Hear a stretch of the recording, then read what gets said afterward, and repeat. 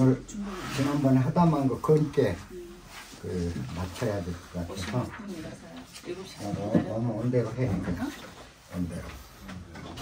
지난번에 건께 괴사까지 했죠. 그 괴사가 이제 원형 일정이다 했었는데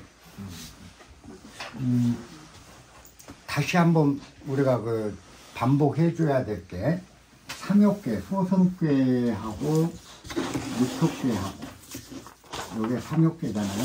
육톑괴는 6개가 되는 거. 요것에 대한 개념을 확실히 잡고 가셔야 돼요. 주역은 기초가 가장 중요하거든요. 중간에 가면 굉장히 쉬워져요. 근데 기초적인 게 다져지질 않으면 나중에 중간에 가서 중반전에 굉장히 고전을 합니다. 그래서 우리가 이제 이 삼욕괴를 보면 효가 3개로 돼 있으니까 삼욕괴고 이렇게 6개, 삼욕괴가 2개씩 겹치면 이제 육효괴라고 했었지 않습니까? 그러면 요게 천, 인, 치 3재를 나타낸다 그때 그 설명을 했고 육효괴가 되면 요게 천이 되고 요 2개가 인위가 되고 요게 이제 치위가 되죠. 그 땅의 위치와 사람과 하늘. 우리가 보통 천지인 삼재를 중요시하는 게 동양사상에서는 그 큰 일을 우리가 할 때 대업을 이루고 큰 일을 할 때 가장 중요한 게 뭐냐? 천시가 있어야 된다. 때를 얻어야 된다. 천시. 두 번째가 지리를 얻어야 된다. 땅의 위점. 세 번째가 인화. 천시, 지리, 인화를 다 갖추면 어떤 대업이든 다 완성할 수가 있다라고 하는 게 동양적인 시각이죠. 그런데 우리가 천시라는 게 뭘까요? 천시. 태어날 때. 응? 네, 때라는 건데 천시를 얻는다, 때를 얻는다라는 게 뭘 의미하냐는 거죠. 그게 요즘 언어로 하면 쉬워요. 요즘 말로 하면 시대정신입니다.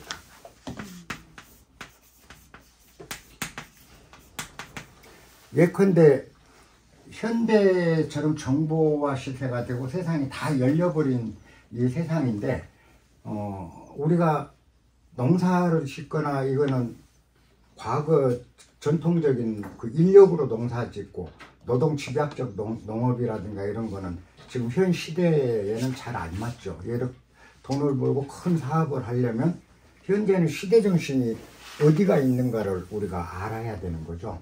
그죠? 그래서 내가 사업을 하겠다, 또 회사를 운영하겠다 한다면 이 시대정신에 맞는 항목, 아이템을 선택해야 일이 잘 되겠죠.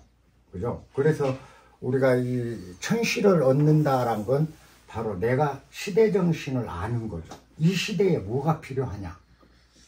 그걸 해서 현 시대에 가장 필요하고 모든 사람들이 원하고 있는 것을 아이템으로 사업 항목을 선정을 해서 내가 사업을 한다면 성공 확률이 훨씬 높잖아요. 그게 천시입니다. 그 다음 이제 지리. 지리라는 거는 땅의 이점을 얘기하죠.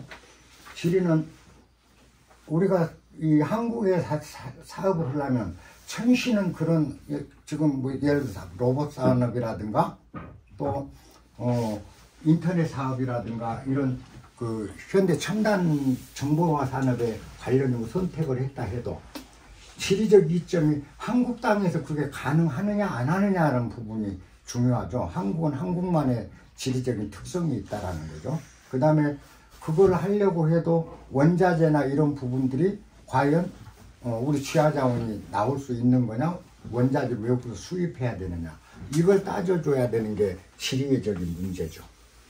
그 다음 세 번째 인화는 사람이죠. 그 구성원들, 회사의 구성원들이 어떤 정도의 인재인가, 그 다음에 그 인재가 마인드는 또 어떤 마인드를 가진 사람인가, 요게 조화가 돼서 세 가지가 다 갖춰진다면 사업을 하든 정치를 하든 뭘 하든 성공률이 높겠죠. 그래서 이 천지인 삼재라는 게 굉장히 중요한 겁니다. 그래서 과거에 우리가 보면은 여러분들이 잘 아는 삼국지 있잖아요. 삼국지를 보면 조조, 그죠? 조조가 가장 강대하고 천자를 등에 업고 가장 세력이 컸어요. 그리고 거기에 유비하고 손권이 같이 이제 조조에 대항해서 삼국이 정립되잖아요. 근데 유비가 제갈공명을 얻었을 때 수경 선생이 한 말이 있죠. 공명이 그 주군은 만났다. 주군. 그래서 지리와 인화는 얻었는데 천시를 얻지 못했구나. 한탄을 하거든요. 결국 청나라는 천하 통일을 못하죠. 못하고 망하거든요. 중간에 유비 죽고. 그게 뭐냐, 천시 지리 인화 중에 아무리 공명 같은 인재라도, 그죠? 천시를 못 얻었다는 거예요. 그건 뭐냐면 한나라가 이미 멸망으로 치달아 갔고 새로운 왕조가 나와야 되는, 전 왕조의 끝이잖아요. 그 망하고 부패한 정권인데, 이 시대적 요구가 새로운 왕조를 원하는, 백성들이 원하는 그런 시대인데, 한나라를 계속 유지하려고 하는 게 유비였잖아요. 조조는 갈아엎으려고 그런 거고. 그러니까 조조는 천시를 얻었는데 유비는 천시를 못 가졌다라는 거죠. 우리가 역사를 보면 모든 그 국가의 흥망성쇠를 가만히 보면 천시인화 지리가 정말 크게 작용을 해요.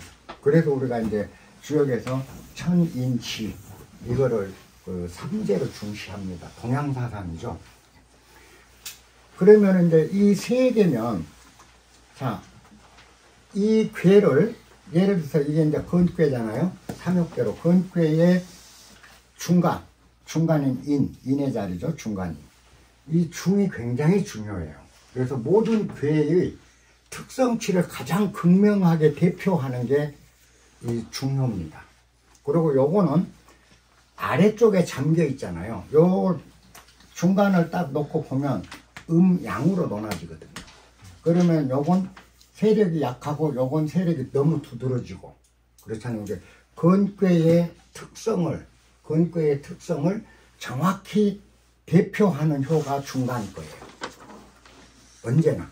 요게 삼육계에서 제일 중요한 건 요 개념을 잘 잡으셔야 돼요. 그러니까 예를 들어 이제 리괴, 불괴에 리괴가 있다고 합시다. 리를 대표하는 효는 위효예요. 중간. 그리고 이거는 불이 약한 거죠. 우리가 불을 펴보면 땅 쪽에 맨 밑에 장작에 붙어 있는 불은 뜨거움이 약해요. 그 다음에 불끝은 굉장히 뜨거워요. 불끝은 끝이 제일 뜨겁잖아요. 불의 성질이 위쪽으로 갈수록 아주 강해진 거고, 아래쪽은 불의 성질이 약한 거죠.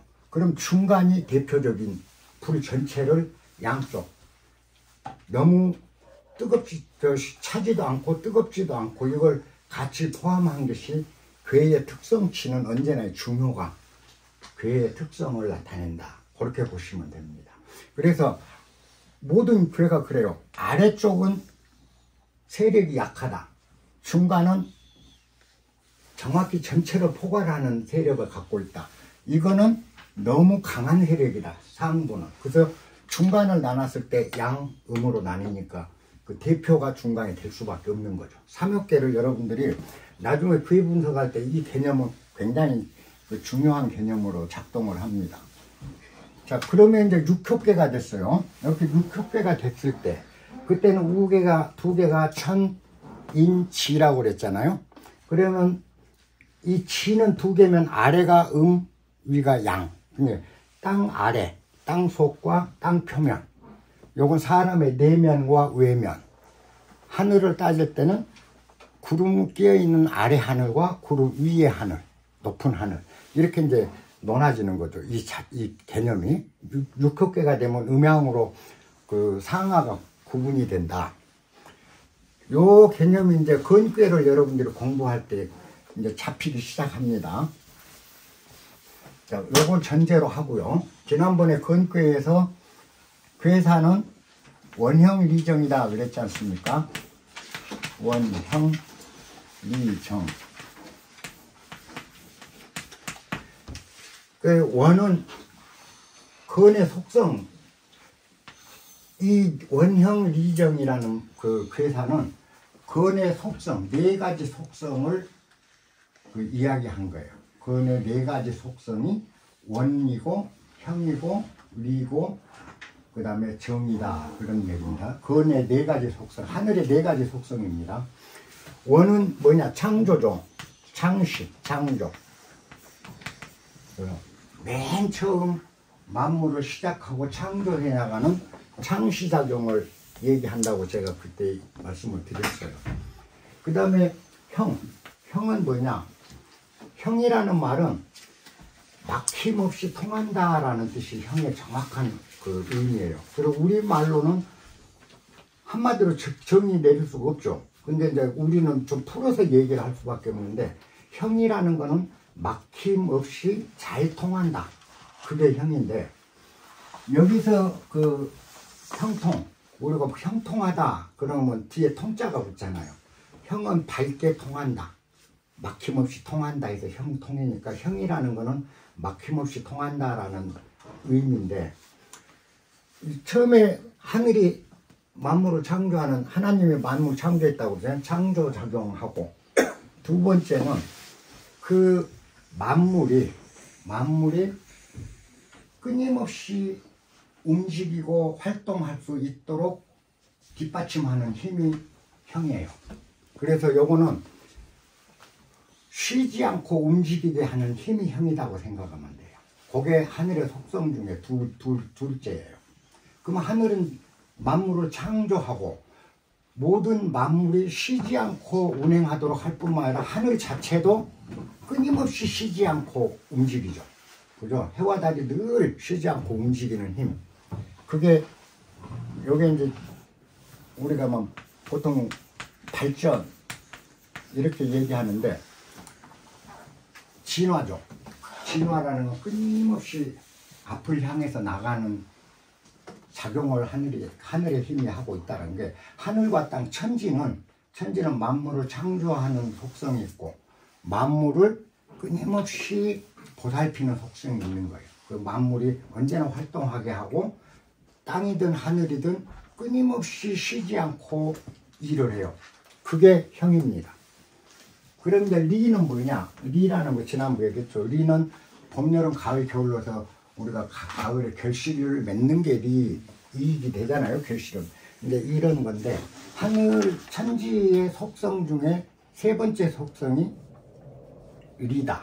그 뭐냐? 모든 만물을 이롭게 한다는 겁니다. 하늘과 땅은 모든 만물이 이로운 방향으로 움직인다. 이롭게 한다. 예를 들어서 비를 내려주면, 하늘이 비를 내릴 때 예쁜 사람, 미운 사람 가리지 않고 똑같은 양을 모두에게 똑같이 내려줘요. 내려주면 모든 생명체는 자기 역량껏 하늘이 준 걸 빨아들이면서 생육하고 번성을 한다는 거죠. 그러니까 하늘과 땅의 작용은 언제나 만물을 이롭게 하는 방향으로 움직인다. 그게 이제 하늘의 속성의 세 번째 속성이에요. 그 다음에 이제 네 번째 정이란 말은 우리가 발을정이죠. 고들정, 발을정 그러는데, 이것은 정고하다라는 겁니다. 언제나 고정되어 있고 불변이다. 하늘은 끝없이 움직이는데, 그죠? 하늘의 작용은 한 번도 변함이 없이 항상 반복을 한다는 거. 그죠? 그게 이제 정고의 의미입니다. 정고하다. 그래서 예를 들어서 우리가 그렇죠. 아까 이 형, 하늘이 끊임없이 움직이는 거는, 천도나 지도가 움직이는 것은 그 무엇으로도 막을 수가 없어요. 그 누구도 막을 수 없고. 그죠? 언제나 순환하고 움직이는 힘을 갖고 있다. 그 다음에 정고한 건 뭐냐?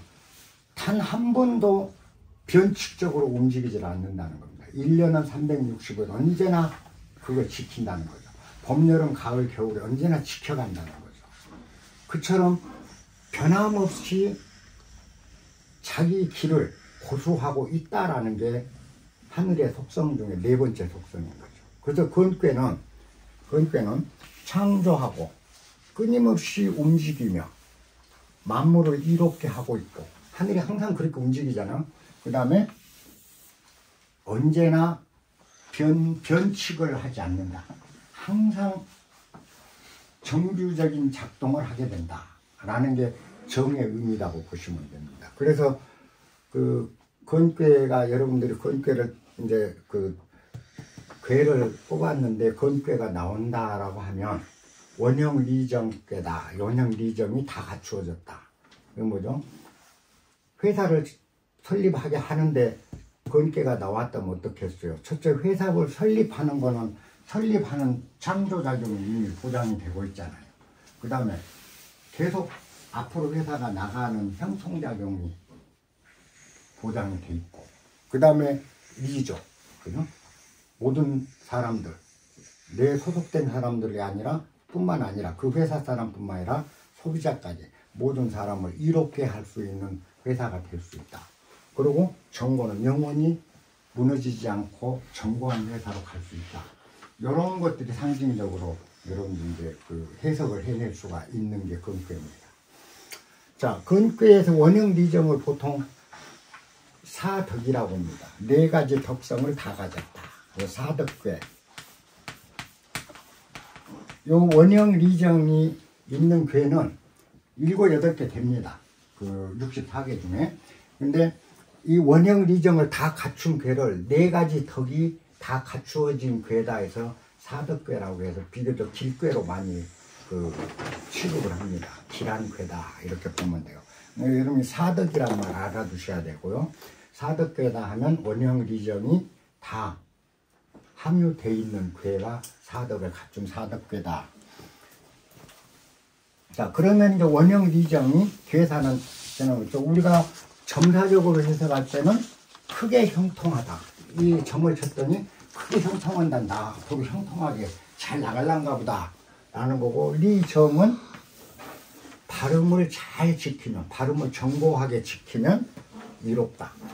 그래서 이러고 하면 크게 형통한 괴구나, 형통을 얻었구나. 그런데 내가 앞으로 이걸 해나가면서 하고 싶은 일을 할 때 점을 봤더니 그러면 해나갈 때 언제나 바른 태도를 지속적으로 유지해야 크게 이롭겠구나. 그래서 항상 발음을 유지한다. 이렇게 이제 해석할 때 원형 크게 형통하다, 바르게 행동하는 것이 이롭다. 이렇게 해석한다고 저는 말씀드렸습니다. 요게 이제 사회적 문제는 아까 점사는 그렇게 됐고요.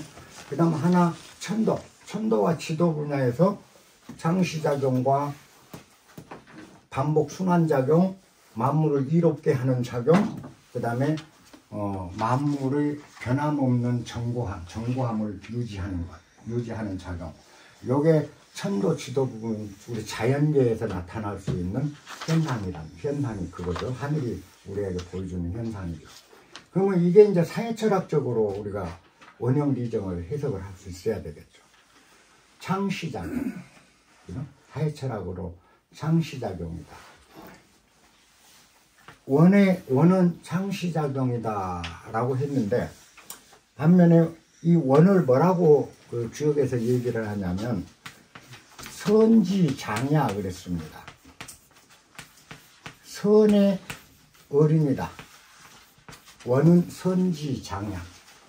선의 으뜸이라는 겁니다. 선의 으뜸이라는 건 뭐냐면 선 중에 선이다. 선 중에 선이다. 자, 형은 가지회다 그랬습니다. 아름다운 것들의 모임이다. 아름다울 가짜에다가 회. 아름다운 것들이 모이는 것이다. 가지회다. 그 다음에 리는 의지화다. 의로움의 조화다.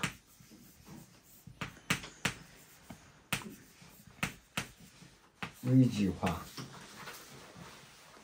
그 다음에 정은 사지 같냐 그랬습니다. 일의 볼간이다.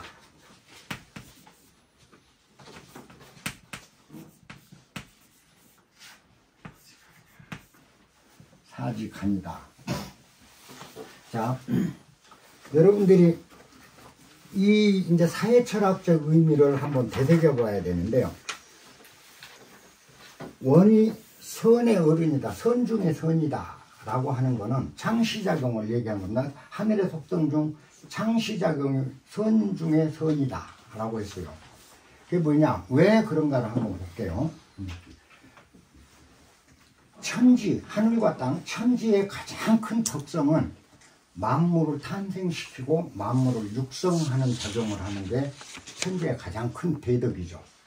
큰 덕이죠. 만물을 창생하고 일으켜주고 그 만물이 잘 자라도록 육성하는 역할을 하는 게 이 상시작용의 근본인 겁니다. 자, 천지가 만물을 낳고 만물을 다 화육하고 요런 천지에 베푸는 덕에 따라서 우리도 뭐냐 인간이 해야 될 일이 뭐죠? 이제 그 철학적으로 우리도 천지가 그랬듯이 내 안에 선을 발휘를 해야 돼. 선을 발휘해서 주위에 있는 세상 사람들을 다 선으로 이끌어 간다라는 겁니다. 이 선이. 그러면은 선을 우리가 몸을 닦고 마음을 닦아서 내 안의 선을 완전하게 체득을 했을 때, 그렇죠? 내가 선을 체득을 했을 때, 그때는 언제나 상대의 선을 이끌어낼 수 있는 힘이 있는 거죠. 내가 하는 게. 우리가 공부를 하고 수행을 하는 건 뭐냐? 나한테 주어진, 천지 자연이 주어진 우리 본성의 가장 근본적인 선을 드러내서 타인의 마음에서도 선이 우러나오도록 이끌어가는 작용을 해야 되는 거죠. 그래서 이 선을 원의 선지장야에서 이 원을 천지 창조작용의 그 창조의 선함을 우리가 체득을 했을 때 우리는 사회적인 어른이 될 수 있다라는 겁니다. 그래서 선을 내가 체득을 하면 결국 사회의 어른이 되는 거죠. 그래서 선지장이라는 게 그렇게 나와요. 자, 형통, 가지회는 아까 두 번째는 가장 아름다운 것들 집합이다. 지금 아름다움의 집합이다. 가장 아름다운 것들이 모이는 게 가지회다 그랬습니다. 요게 이제 하늘의 두 번째 속성입니다. 아까 얘기했죠. 천도는 영원히 운행한다. 끊임없이 쉬지 않고 하늘의 거대한 움직임은 무엇으로도 막을 수가 없다. 그게 형통이라고 그랬잖아요. 그 힘이. 근데 그게 그렇게 쉬지 않고 만물을 이끌어가고 자기 자신도 쉬지 않게 움직이는 이 힘이 모든 아름다운 것들을 다 모이게 만드는 힘이라고 얘기를 해요. 그 이유가 뭐냐면, 자, 우리가 활발하고 번영하고 순조롭게 살아갈 수 있는 것은 무엇 때문이겠는가라는 거죠. 우리가 여러분들이 지금 살면서 밥 안 굶고 살거든요. 하늘이 항상 줘요. 제가 농사를 져보니까 작년에 옥수수 한 알갱이를 이렇게 쭉 심어 옥수수 농사를 지면서 한 구멍에 한 알갱이씩을 넣어요. 넣는데 거기서 옥수수 대가 하나 올라오는데 그 옥수수 대 하나에서 보통 2개에서 3개씩이 옥수수가 열리더라고요. 2개 내지 3개가. 그래서 하나를 다 따보면 정말 상당히 수북해요. 하나를 다 그 알갱이를 까보면.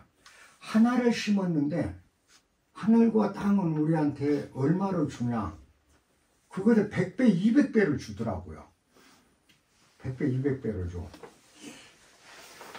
우리가 살아갈 수 있는 것들이 뭐냐면 아까 하늘이 햇볕을 끊임없이 내려주고 바람을 끊임없이 불어주고 비를 내려주고 항상 쉬지 않고 일을 하늘이 하더라는 거죠. 그로 인해서 우리가 모여 사는 우리가 다 먹고 살고 활동하고 아름답게 꾸미고 할 수 있는 일들을 다 해간다는 거죠.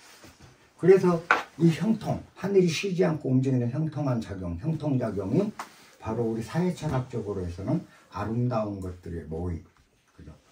우리가 그래서 이 아름다움의 모임이라는 형통의 도리를 체득을 했을 때, 주역을 이제 공부하는 거거든요. 형통의 도리를 체득했을 때, 바로 우리가 예에 가깝다라고 할 수 있습니다. 예는 뭐죠? 만물이 조화잖아요. 너와 나의 조화. 그죠? 그래서 너와 나의 삶에서 서로 충돌 없는 조화를 이루면서 아름답게 사이를 이뤄가는데 절대 필요한 게 이해죠. 동양에서 우리가 이해를 가장 중시하는 게 아름다운 사회, 아름다운 삶을 우리가 이끌어가기 위해서죠. 그건 뭐냐? 하늘이 쉬지 않고 움직이는 이것이 우리로 하여금 아름답게 모일 수 있는 근본을 만들어준다. 먹고 사는 문제 걱정 않게 만들어준다는 거죠.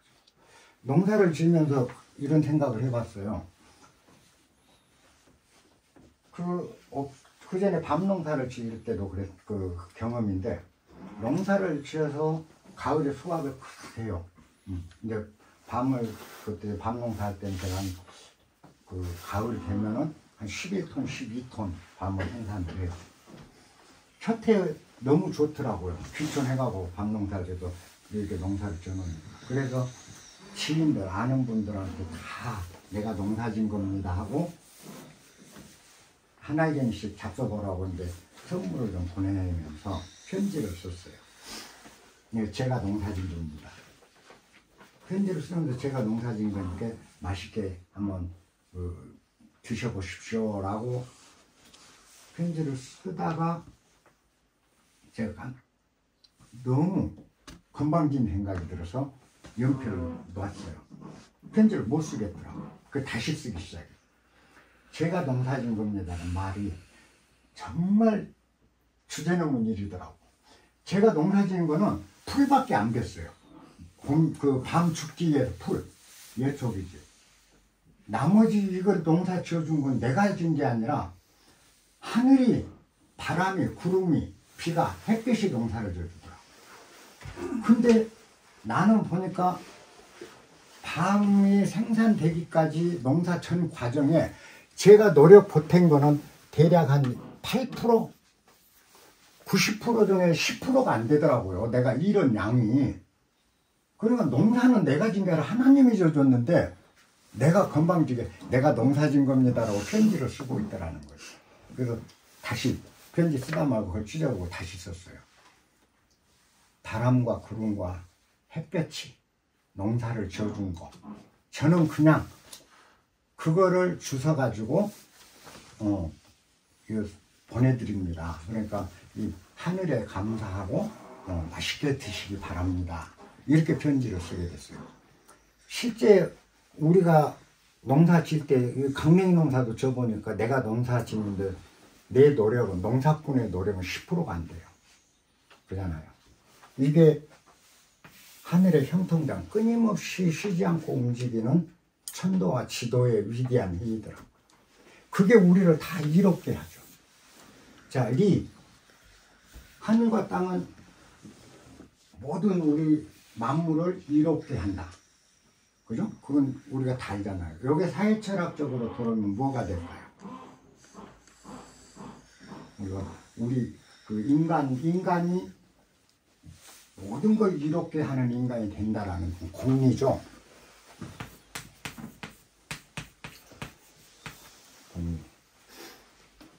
우리가 원형 리점 중에 리를 체득한다면 우리가 다 공리주의자가 될 수 있는 거죠. 세상을 위해서 세상을 이롭게 하는 공리.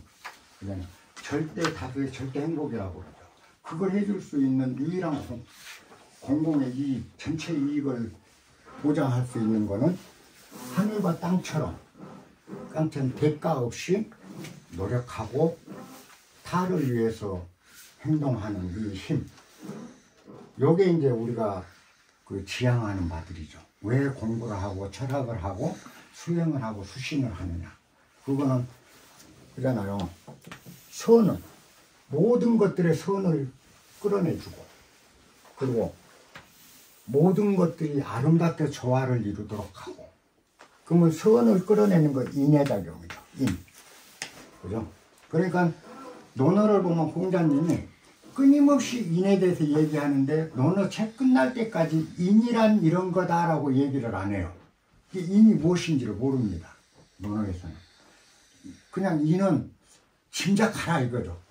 근데 인은 이런 것이다라고 명제화해 주질 않습니다. 인이란 무엇이다라고. 근데 주역에서 비로소 그 인이란 이런 거다라고 얘기해요. 그러면 인은 모든 선을 끌어내는 선이 인이에요. 모든 선을 이끌어내는 선. 그래 선 중에 선인 거죠. 그게 인입니다. 그 다음에 예조, 형이. 그래서 우리가 하늘의 형통작용, 끊임없이 쉼없이 노력하고 쉼없이 베풀고 쉼없이 운행하는, 그게 이제 군자는 자강불식한다. 군자는 쉼없이 자기를 닦아나간다. 이 닦아나감으로써 예가 확립이 되기 시작하고, 그래서 예로서 절제하고 예로서 아름다운 사회를 건설해간다. 체득감. 그 다음에 이 하늘의 공리작용을 우리가 체득을 했을 때 그게 의가 됩니다. 의로움이죠.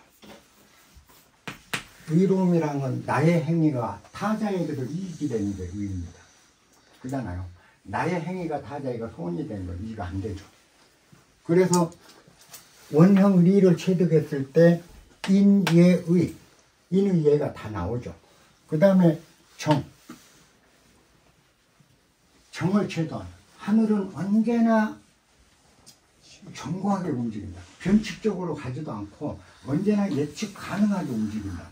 그죠? 항상 제 코스를 유지한다.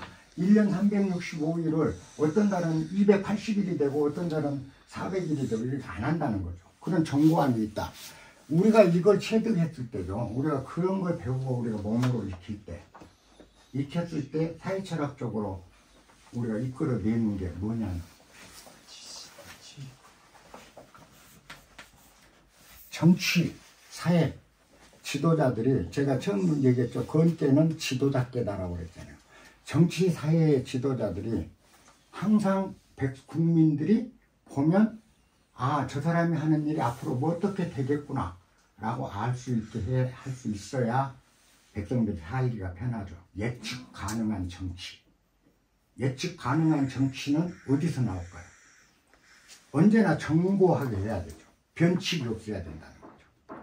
그래서 우리가 원형 리장의 정의 원리를 깨닫게 되면, 그리고 그거를 닦아 나가게 됐을 때 언제나 예측 가능한 인간이 되는 겁니다. 아버지 노릇을 하는데 자식이 아버지가 예측 가능한 아버지가 되는데 도대체 우리 아버지는 뭔지를 모르겠어. 문제가 오기 시작하는 거죠. 요게 우리가 그 사회철학에서 도출해내는 이치입니다. 그러니까 원형 리정은 천동, 자연철학에서는 창조와 끊임없이 운동 변화하는 것과 그 다음에 만물을 이롭게 하거나 작용을 하는 것, 그리고 언제나 자기 길을 지키면서 가는 것, 요게 원형 리정이고, 점사에서는 크게 형통하고 달라야 이롭다가 되고, 사회철학적으로 보면 바로 인예의, 그죠? 그 다음에 예측 가능한 미래, 예측 가능한 인간 해서 원형 리정을 했을 때 이게 다 되면 인을 다 체득해서 모든 선을 다 이끌어낼 수 있는 내가 된다면 어른이 되는 거죠. 선의 어른, 사회적 어른이 되고. 자, 내가 쉼없이 노력하고 쉼없이 타자를 위해서 애써주고 그랬을 때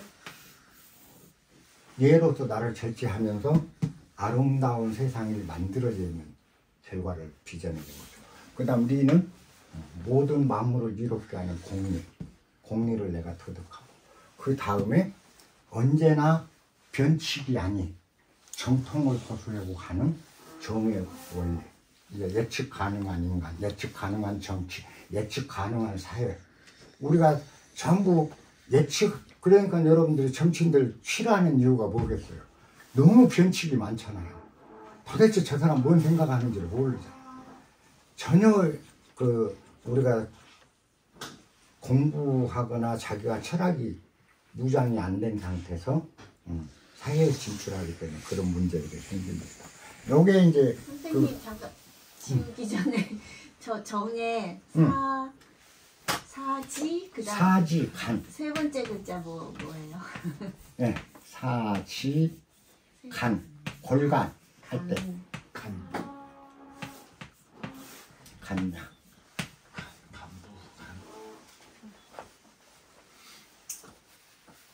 예, 그 우리가 원을 터득하면 사회적 어른이 될 수 있다. 형을 터득하면 예를 아는 인간이 된다. 리를 터득하면 공리를 생각하는 인간이 된다. 정을 터득하면 일할 줄 안다. 일할 줄 안다. 왜? 그죠? 언제나 예측 가능한 일을 하거든. 일할 줄 아는 사람. 이런 얘기입니다. 사지. 요게 그 회사의 전체 의미입니다. 자, 그런데 오늘은 효사 들어갈게요. 이 건괴 초효는 맨 아래입니다. 이거 초효는 잠룡무료원 그랬습니다.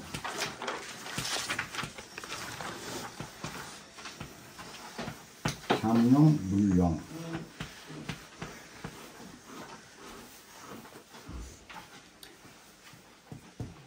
두 번째 께는 혈룡제전 그럽니다.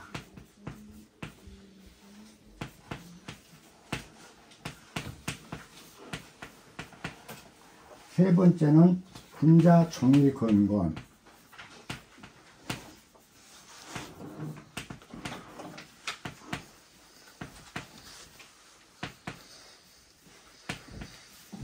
네 번째는 혹약재연.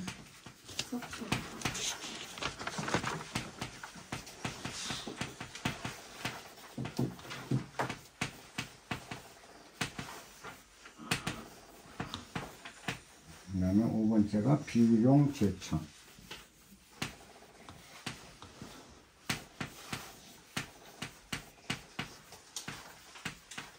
비룡제천.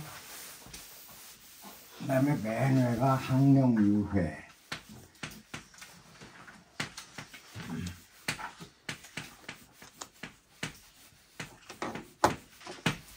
요게 그 효사인데요. 맨 앞에는 잠룡, 물룡은 잠겨져 있는 용은 작용을 하지 않는다. 잠겨 있는 용은 작용을 하지 않는다. 활동을 하지 않는다. 그런 말입니다. 그리고 잠겨진 용은 사용하지 말라. 보통은 그렇게 얘기하는데 정확한 해석은 사용하지 말라가 아니고 잠룡은 작용을 좀처럼 작용하지 않는다라는 의미인데 활용하지 마라 해도 관계가 없습니다. 그 다음 두 번째 꾀는 혈룡 제자. 드러난 용이 나타날 현자입니다. 보일견자인데 나타내요. 드러난 용이 밭에 있다. 밭에 들판에 용이 드러났다. 그 다음에 세 번째 군자 종일 근거는 군자는 종일토록 자강불식한다. 자기를 닦아나가는데 쉼이 없다. 그 다음에 혹약제연은 혹 뛰어오르기도 하고 혹 연못에 잠겨있기도 한다. 혹약제연을 연못에서 혹 뛰어도 연못에 있으니까 안전하다. 이렇게 해석이 되는 경우가 많아요. 근데 그 뜻이 아니고 혹약은 혹약 혹제연이라는 뜻입니다. 그래서 여기도 혹을 넣어주지 않으려고 한 번에 앞에서 써둔 거니까 혹 뛰어오르기도 하고 혹 연못에 잠겨있기도 한다. 그 다음에 다섯 번째 오효는 효사가 비룡제천. 나르는 용이 하늘에 용이 날른다. 나르는 용이 하늘에 있다. 그 다음에 상효는 너무 높이 나른 용이라 후회가 있다. 지금 이렇게 이제 효사가 구성되는데요. 아까 그랬죠. 제가 이 괴는 원괴가 곤괴라고 그랬죠. 곤에서 왔다. 곤괴는 건에서 왔고. 이제 이거를 왜 잠룡인가를 봅시다.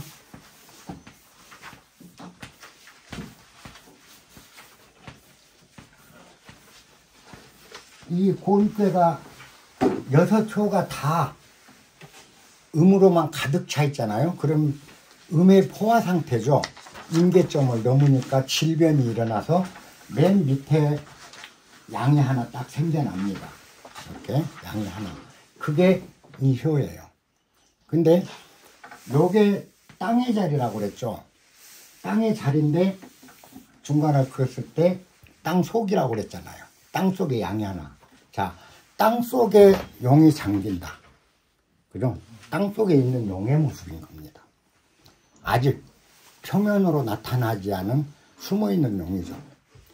예. 근데 희열용은 뭐죠? 땅 위에 밭에 들판에 용이 나타났다잖아요. 요건 땅 위라고 그랬잖아요. 용이 이제 땅 위로 올라온 거예요. 요 효가 양이 되면. 자, 요거는 용력을 얘기하지 않고 군자로 얘기했어요. 군자는 정일토록 자기 강화를 위해서 노력한다. 이건 뭐라고 했죠? 인해자리라고 했죠. 사람. 그렇기 때문에 사람이 대상이 돼요. 그래서 이거는 뭐냐? 자기 내면, 자기 수양을 위해서 정일토록 노력하는 거죠. 아래쪽은. 그 다음에 그렇게 수양이 된 뒤에는 뭐죠? 혹 비약하기도 하고 잠겨있기도 할 수 있는 거죠. 이제 얼마든지 자기가 자신 있으니까 활동할 수도 있고 활동을 안 하고 멈출 수도 있는, 그래서 혹약재행이라는 말이 나오고, 그 다음에 하늘도 둘로 나누죠. 지금 이렇게 계속 성장해 가는 거죠. 양이. 근데 여기까지 성장하면 구름 아래 하늘과 구름 위에 하늘이라고 그랬잖아요. 용이 하늘을 날면서 비와 구름과 바람, 천지작용을 용이 해주려면 구름을 타고 있어야 되지, 구름 위로 높이 올라가 보면 용은 비도 못 내리는 용이 되잖아요. 그러니까 요거 아래 하늘이니까 비룡체천. 드디어 나르는 용이 하늘에서 작용을 한다. 그 다음에 이제 항룡유해 그랬어요. 요거 구름 위에 잘 높이 올라간 용은 아무것도 우리에게, 인간에게 이로움을 줄 길이 없어. 비도 못 내려, 번개도 못 쳐. 그러니까 요거는 제대로 작용을 못하는 용이 되는 거예요. 너무 높이. 그러니까 이 괴사라는 게 전부 효의 위, 효의 위를 빗대서 괴사가 나오는 거예요. 그래서 땅 속이니까 용인데 땅 속에 있으니까 잠룡이고, 땅 위에 올라와 있으니까, 그죠? 요게 밭에 있으니까 둘에 나타난 용인 게 된 거고. 그 다음에 여기는 이제 인의 자리니까 사람으로 대비해서 군자는 자기 내면 수양을 위해서 하루도 쉬지 않고 열심히 노력한다. 그 다음에 이제 두각을 나타내는 인간이 되는 거죠. 수양이 끝나요. 그때는 이제 뛰어오르기도 하고 잠겨있기도 하고 마음대로 자유자재를 하는 거죠. 그래서 요게 전부 그 자리, 위와 관련된 거다. 제가 그랬죠. 요 6위는 시공을 나타낸다. 시간과 공간. 그죠? 시간과 공간. 처음에 양이 하나 밑에 딱 생긴 거는 시간적으로 초기죠. 그 다음에 공간적으로는 땅속이 되는 거고. 두 번째는 양이 두 개 자랐다. 그러면 시간적으로는 조금 시간이 지난 상태죠. 그리고 공간적으로는 땅 위가 되는 거고. 언제나 이 효는, 모든 효는 시간과 공간이 중첩되어 있는 역할을 한다. 그걸 읽어서 시간을 읽고 공간을 읽는다. 또 천인치, 천지인 이걸 읽어서 이 사람이 주역을 괴로 뽑았는데 지금 이분이 원하는데 천시를 얻었는지, 인화를 얻을 수 있는 상인지, 또 지리는 확보하는 건지, 이걸 봐줄 수가 있는. 그러면 실패, 성공에 대한 걸 대충은 다 알 수가 있는 거죠. 그죠? 무엇을 얻었는지, 무엇을 잃었느냐, 이걸로. 자, 우선 효사를 정리해드리면서, 제가 왜 이제 한꺼번에 쓰면서 이렇게 했냐면, 이 위에 따라서, 그죠? 효의 위치에 따라서 모든 효사들이 이렇게 결정내 간다. 다른 괴들도 마찬가지에서 효가 갖고 있는 특성, 그 특성에 따라서 음이냐 양이냐 아래냐 위냐에 따라서 잠용도 되고 나타난 용도 된다. 그렇게 이제 그걸 알려드리려고 한 겁니다. 그러면 잠용 무용이다라는 말은 뭐죠? 땅속에서 잠겨있는 용이 아직 활동을 시기가 안 된 용이죠. 그런 용은 함부로 자기 자신이 함부로 나타나잖아요. 그러니까 잠용이라고 우리가 잠용 그런 뭐죠? 용의 소질을 다 갖췄는데, 잠재적으로 용의 속성을 다 갖췄는데 아직은 활동하지 않고 두각을 나타내지 않고 있는 사람, 자기가 용으로서 갖춰야 될 모든 조건은 다 갖춘 거죠. 그러나 지금 두각을 나타내지 않는 걸 일러서 우리가 잠용이라고 그러잖아요. 그죠? 그러면 자, 우리가 삼국지에서 삼국지가 참 재밌는 게 많아요. 예를 들게 제갈공명이 와룡이라고 그랬잖아요. 누워있는 용. 그죠? 와룡. 누워있는 용. 제갈공명이 청야에 묻혀있을 때 자기를 와룡이라고 그랬잖아요. 잠룡이잖아요. 와룡. 용은 용인데 잠자고 있는 용이야. 잠룡이죠. 근데 이때는 끌어내려고 해도 잘 안 끌려나가요. 잠룡은 끌어내기가 굉장히 그렇잖아요. 자기가 자신 있어. 그리고 모든 걸 갖췄어. 함부로 움직이지 않는다는 거죠. 함부로 작용을 하네. 자기 용의 작용을. 그래서 잠룡이니까 함부로 작용하지 않는다 말이 되고, 또 하나, 이렇게 잠겨있는 용은 끌어내기도 어려워. 본인도 잘 안 나가지만 끌어내기도 어렵다. 그래서 삼고초려를 해야 겨우 끌려 나오는 거죠. 근데 이 잠룡을 쓰지 말라라고 하는 건 우리가 뭐냐면 아직 혈룡이 되지 않았을 때는 잠룡이 더 작용을 해서 두각을 나타내도록 기다려주는 게 중요하다는 겁니다.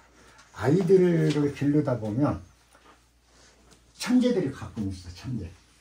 그래갖고 얘가 IQ가 뭐 200이 넘고 막 해서 3살 때 영어도 하고 수학도 쓰고 막 이런 애들이 많잖아요. 이 아이야말로 끌어내서 활용을 하면 안 되는 아이잖아요. 잠룡이잖아. 근데 부모들이 우리 애기 천재야 하고 텔레비로 어디로 끌고 나서 막 광고하고 얘를 활용을 해. 이 아이 결국 5, 6 초등학교 갈 때쯤 천재는커녕 완전 둔재가 돼 있는 경우가 많고, 아직 두각을 나타내야지 않아야 될 때 두각을 나타내 버린 거죠. 그러면은 이 아이가 용으로서 성장을 못하는 거예요. 그래서 이 잠룡을 함부로 쓰지 말라. 그리고 잠룡은 함부로 자기를 나타내 주지 않는다. 이런 얘기입니다. 그러니까 점사에서 요효가 움직였다면, 점을 짓는데 요효가 움직인다면 잠룡 무룡이 나오면 뭐죠? 잠재력은 충분하다. 그러나 때를 조금 더 기다려야 된다. 그죠? 아직 시기가 아니다. 좀 더 기다려라. 요렇게 그 점사로 응용이 되겠고요. 그 다음 사회적 개념에서 아까 잠룡이 우리가 그 사회철학적인 개념에서 이제 보면 지도자론이죠. 내가 리더십에 관한 거다. 건괴는 창조하고 끌고 가고 모든 사람에게 이익을 분배해주고 언제나 틀을, 회사를, 사회를, 국가를 견고하게 유지하는 게 리더의 조건이잖아요. 리더십의 근본인데, 리더십이라는 개념에서 잠룡 뭐죠? 리더는 나타날 때, 나서야 될 때 나서고 잠길 때 잠긴다. 그래서 능대능소할 줄 알아요. 능이 커질 수도 있고 능이 작아질 수도 있는 게 리더가 가진 기본 조건이죠. 여기서는 뭐 능도 능소해서 능이 작아질 수 있는 거죠.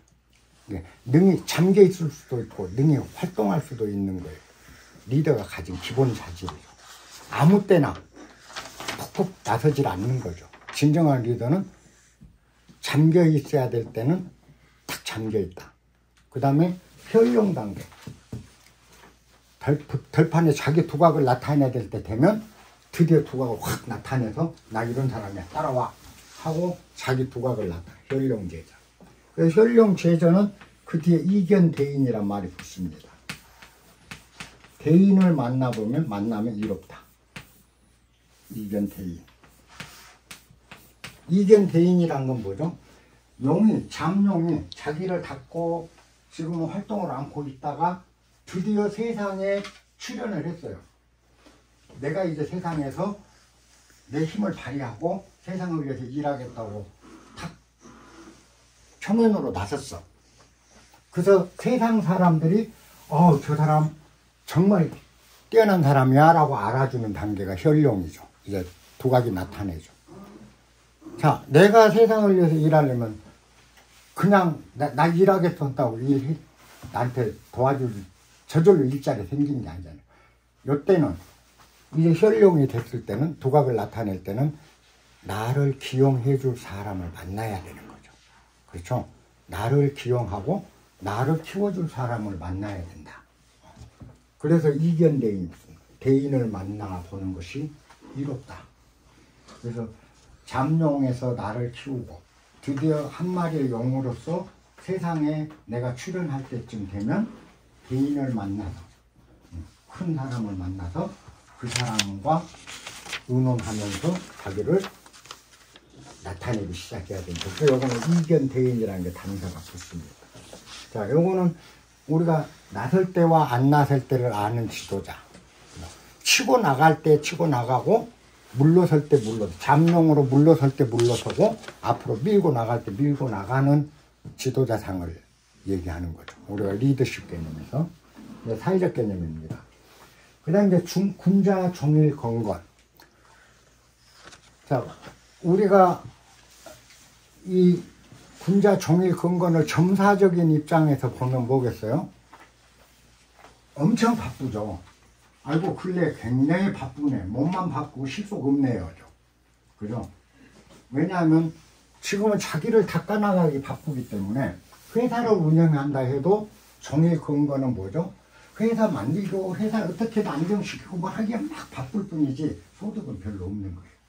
요 걔는 군자는 종일 노력하고 노력한다. 그래서 요게 나올 때는 마음이 바쁘고 일이 바쁘고 정신이 없다. 근데 소득은 별로 없는 상태가 됩니다. 삼요가 움직여요. 그 다음에 우리가 사회적 개념에서 볼 때, 리더십 개념에서 볼 때 리더의 조건이죠. 리더가 게으르면 안 된다는 거죠. 언제나 부지런해야 되고 언제나 모범이 돼야 되고 그죠? 언제나 앞장서 줄 수 있는 거. 이게 리더 조건이죠. 종일 건건. 그게 게으른 사람은 리더가 되면 안 돼요.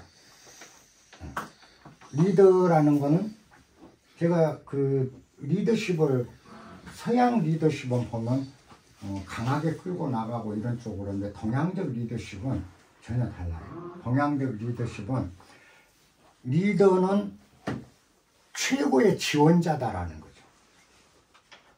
회사의 사장은 모든 회사 구성원들이 가장 잘 돌아가도록 뒷받침하는 후군부야. 뒷받침하는 보조자는 모든 직원들을 뒤로 받쳐주고 그 사람들이 자기 능력을 100% 발휘할 수 있도록 도와주는, 보조하는 역할이 리더라고 해요. 동양 리더십. 그래서 모든 조직원들이 자기 역량을 최대한 발휘하기 때문에 크게 성공한다. 끌고 가는 자리가 아니라는 거죠. 그러면 부장은 그 부서의 최고 지원자인 거죠. 부장은 그 부서 안에 부원들이 최고의 역량이 나오도록 언제나 뒤를 받쳐주는, 그죠? 우리가 하면 군대로 하고 하는 뭐라고 그러나 무슨 후군부인데 보급품 넣어주는 거죠. 그 역할을 하는 게 진정한 리더. 과장은 뭐죠? 과원들이 가장 효율적으로 갈수록 자기 과에서 가장 희생적이고 가장 뒷받침하는 지원자지 끌고 가는 리더가 아니라는 겁니다. 이 동양 리더십이에요. 그래서 조직이 최대 효율을 낸다. 자, 종일 건건. 언제나 모든 조직이 잘 돌아가도록 부지런을 떨면서 뒷받침을 해주는 자리지 리더는 군림하는 자리가 아니다. 절대 군림하는 자리는 리더가 군림하면 안 된다라는 게 동양적 사고예요. 그 다음에 이제 혹약재연에 들어가면 혹약재연. 네. 아까 개인 수양면에서 나를 다 수양해 끝내고 이전 사회 나갈 때는 뭐죠? 한 번쯤 모험을 해도 되죠. 자신 있잖아요. 모험 한 번쯤, 때로는 모험도 하고, 때로는 물러서기도 할 수 있는 거. 이게 이제 우리가 나를 다 갖춘 다음에는 자신있게 모험도 감행할 수 있는 거죠. 리더 조건에서도 마찬가지입니다. 리더의 조건 중에 뭐죠? 조직원들이 겁내고 모험적이라고 생각한 거 과감하게 해야 될 때는 하는 게 리더죠. 리더의 조건이 그거잖아요. 그래서 때로는 모험도 하고, 때로는 안전, 돌다리도 두들겨 가기도 하고, 나가기도 하고, 들어가기도 하고. 이게 혹약제요. 리더 조건입니다. 점사에서는 혹약제연이 나오면 뭐죠? 솜씨 마음껏 발휘하십시오. 이제 솜씨를 발휘할 때네요. 솜씨 자랑하세요. 솜씨 자랑해도 아무 탈이 없습니다. 자, 혹약제인이 혹 뛰어오르기도 하고 혹 연못에 잠기기도 한다라는 말이라고 그랬죠. 요 혹자가 여기에 원래 들어가야 된다고. 근데 요대로 이어졌을 때 마찬가지예요. 모험했을 때 용이, 이거는 지금 사람이니까 군자인데 용으로 쳐보려고. 용이 도약을 했대. 연못에서 도약을 했어. 그러니까 떨어져 봤자 연못으로 떨어지잖아요. 그죠? 제야. 떨어져도 연못에 떨어지니까 다치지 않는다는 거예요. 요때쯤 그래서 요게 점사로 쓰인다면은 마음 놓고 모험하십시오. 도약하십시오. 떨어지고 그것도 실패해도 잃는 것보다 얻는 게 훨씬 많기 때문에 당신 떨어져 봤자 연못이다. 자신있게 하라고 권해줘도 됩니다.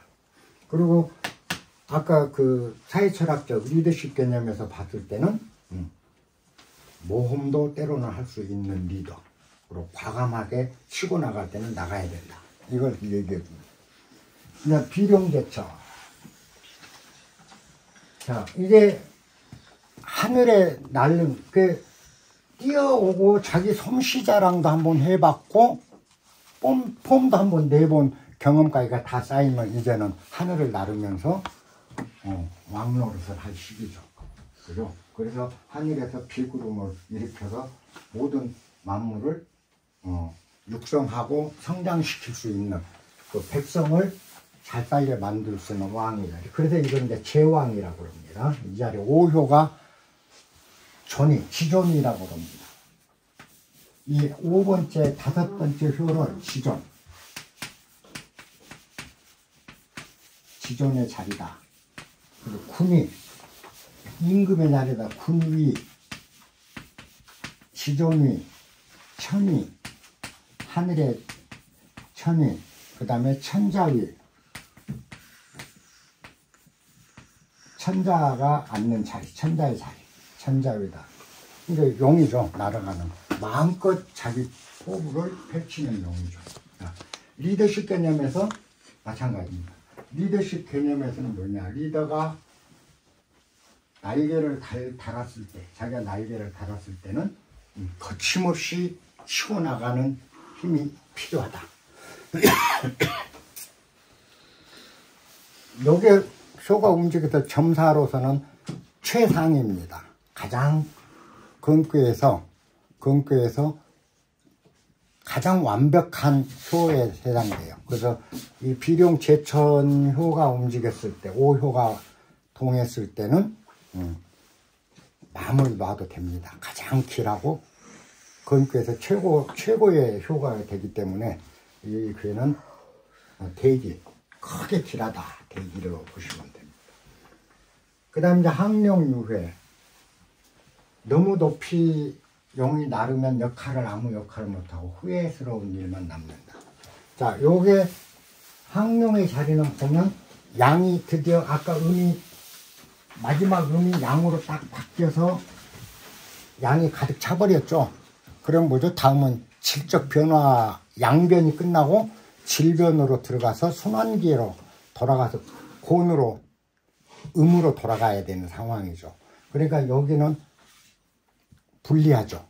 그죠? 이제 자기 시세가 끝나는 시세가 되기 때문에 정지구가 된다. 그래서 왕이기 때문에 이거는 왕보다 우자리잖아요. 그래서 여기 이제 상왕, 퇴임한 왕, 상왕의 위치죠. 그래서 항룡이죠. 요건 왕은 나르면서 힘을 팍 쓰고 있는 비룡인 거고, 요건 너무 높이 날라서, 높이 나서 후회만 남는 자리다. 그래서 이제 항룡. 리더십에서 마지막 가장 경계해야 될 게 항룡입니다. 우리가 진나라가 멸망하고 초한 대전이 붙었을 때죠. 그러면 초나라 폐왕이었던 그 초패왕 항, 이 사람이 군사력도 좋았고 자기 힘도 좋고 세력도 가장 막강했잖아요. 유방은 굉장히 약했을 때죠. 72번 싸워서 72번 이겼어요. 72승을 했어. 항우가. 그 73번째 싸움에서 져서 한나라로 넘어가 버렸죠. 그리고 항우는 자기 목을 스스로 잘랐잖아요. 근데 이 사람이 왜 그랬냐? 72번 이길 때까지 너무 자기 힘에 대한 과신이 되면서 항룡이 돼버린 거죠. 그래서 그때는 자기 가장 훌륭한 군사였던 범중도 쫓아내버리고 누구 말도 안 들은 거죠. 그러니까 용으로서 이미 가치가 사라져본 거죠. 그 순간 마지막에서 멸망한 거죠. 이게 항우가 멸망했던 건 항룡이 됐기 때문입니다. 리더십에서 굉장히 조심해야 되는 거죠. 왜냐? 비룡까지 되고 나면 사람이 교만해지기 쉬워요. 그래서 그때 리더들이 잘 나가다가 꼭 마지막 에라를 내는 게 항룡이 돼버린다. 요거는 리더십에서 금물이죠. 그래서 이 건괴는 전체적으로 보면, 자, 나갈 때 나가고 물러설 때 물러서라. 잠겨있을 때, 숨어있을 때는 숨어있고 드러날 때 자기를 드러내라. 이게 리더의 조건이다. 그 다음 리더 부지런해야 된다. 최고의 지원자가 리더라. 그 다음에 리더는 때로는 모험도 할 수 있는 자가 리더가 된다. 5번째, 리더는 뜻을 펼칠 때는 창공을 나르듯이 거침없이 자기 뜻을 펼쳐나가는 힘이 있는 자가 돼야 된다. 6번째, 리더가 조심해야 될 건 항룡을 조심해야 된다. 자만심을 조심해야 된다라는 거. 요게 전체적으로 우리가 건괴의 가르침입니다. 그래서 건괴는 아까 얘기했던 원형, 리정, 사덕괴다 그랬잖아요. 그러면 제일 처음에 건괴의 괴사가 사회철학으로 우리에게 가르쳐준 건 뭐죠? 리더의 기본 조건인 거죠. 창조력이 있어요. 창의성이 있어야 된다. 원은 그잖아요. 그 다음에 형, 꾸준히 밀고 나가는 힘이 있어야 된다. 형통이란 건 쉬지 않고 움직여 나가는 거라고 그랬죠. 그래서 세 번째, 공리기능. 모든 사람을 이익을 줄 수 있는 자가 돼야 된다. 네 번째, 견고하게 유지하는 역할을 해줘야 된다. 요게 리더의 근본 조건이고, 근데 세부 조건은 아까 각각의 효사들이 리더의 자질을 검증할 수 있는 효사입니다. 우리가 대통령을 뽑고 도지사를 뽑고 군수를 뽑을 때 여러분들이 모르면 그 사람이 저 사람이 좋은지 이 사람이 좋은지 모를 때 여러분들이 이 조건 따져보시면 돼요. 거기에 부합되는 분이 있다면 충분히 리더를 해나가겠구나. 대통령 누군지 몰라. 우리가 뭐 이름만 들었지 알아요. 근데 그 사람의 행적, 언행, 언론에 나눈 그 사람이 그 활동하는 거, 평소 이걸 보면 아까 원형 리정에 해당되는지 안 되는지 그잖아요. 두 번째, 각 효사가 지칭하는 그런 신출귀몰할 수 있는 지혜가 있는지 없는지, 그렇게 행위를 하는지 안 하는지를 살펴보는, 이 사람이 리더가 돼도 되겠다 안 되겠다 우리가 판단할 수가 있는 거죠.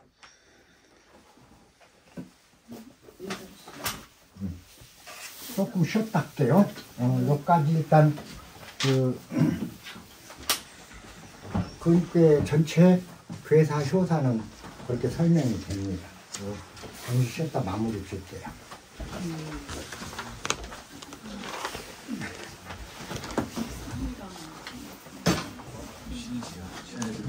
예, 지금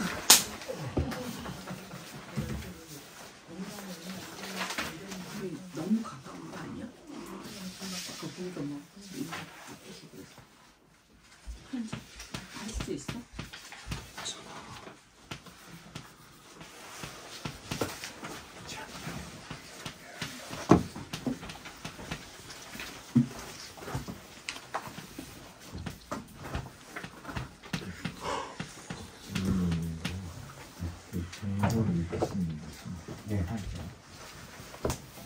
정고. 정고는 이렇게 써도 되고요. 또 아까 이걸로 정고. 발음을 굳건히 지킨다. 요거는 그냥 지킨다고. 발음을 지킨다. 아, 다른 것을 굳건히 지킨다. 네, 바른 것을. 아, 바른 것을.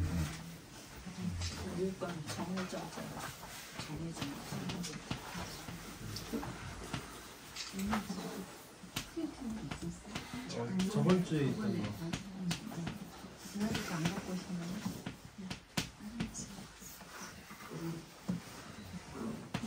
하나 남는 거 그 있었는데 프리핀을 안 갖고 있지.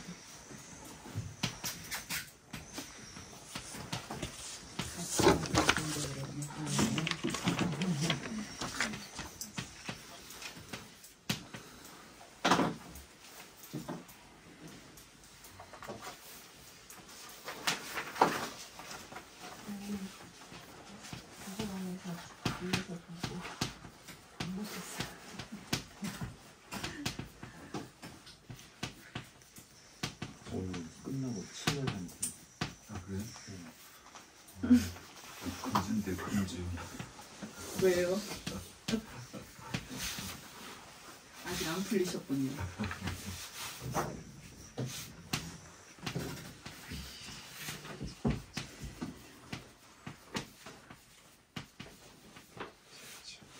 야 얘는 몇 년대 나온 책일까? 그거는 아직 70년대 나온 책. 그렇구나. 현암사에서 나온 거. 새로 쓰기인데? 새로 쓰기 책인데 70년대다. 70년대 거기서 사셨어요? 책방 거기? 뭐를 샀어 이거? 이거요.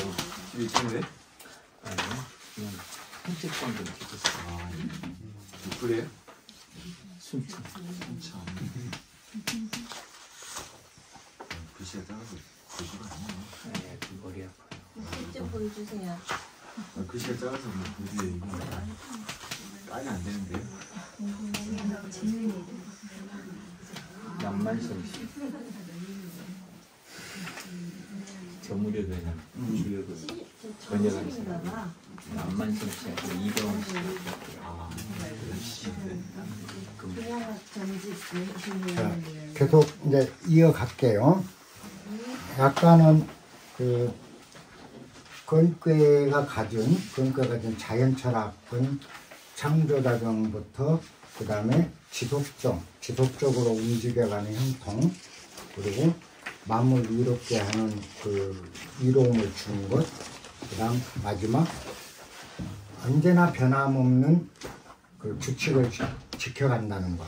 여기 이제 원형 미정이 자연 철학적인 개념에서 그렇게 정리가 된다. 그리고 그걸 우리가 그 수신 철학, 우리를 닫고 개인을 발전해가는 수신 철학으로 했을 때는 선지장, 선의 으뜸, 그렇게 해서 그걸 우리가 그 선은 나 타인의 선을 이끌어낼 수 있도록 내 선을 발전시켜 나가면 그게 바로 인의 경지에 도달한다.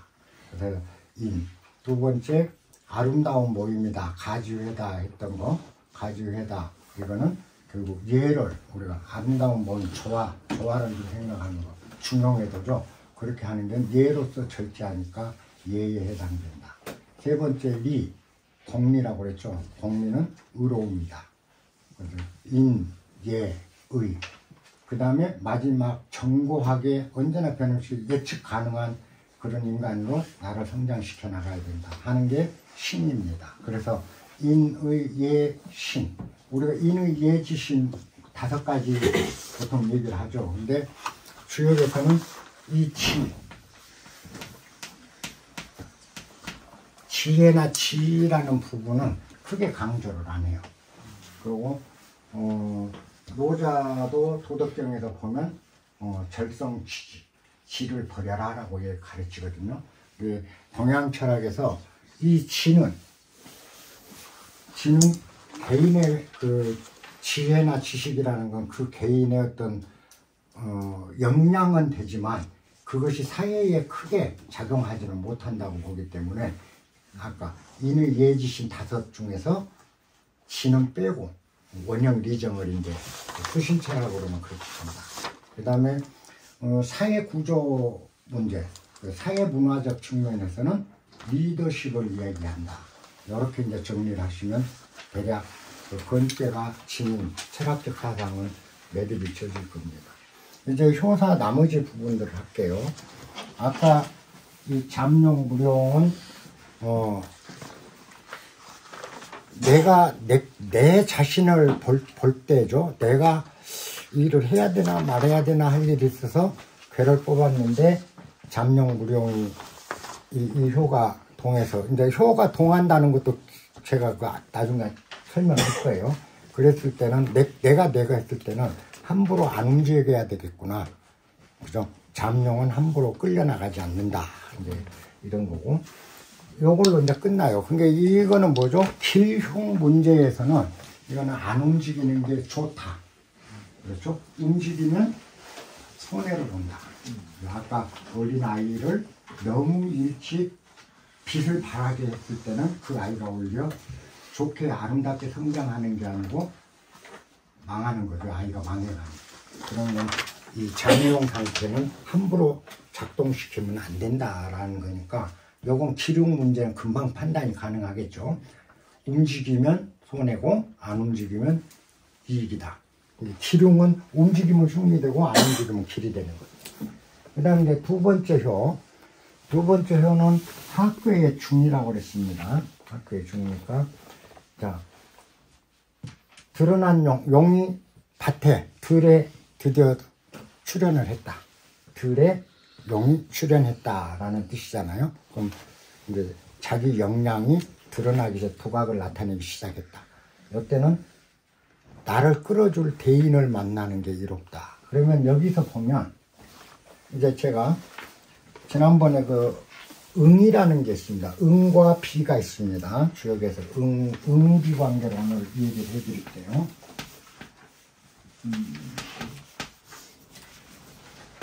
응이라는 게 있고 비라는 게 있습니다.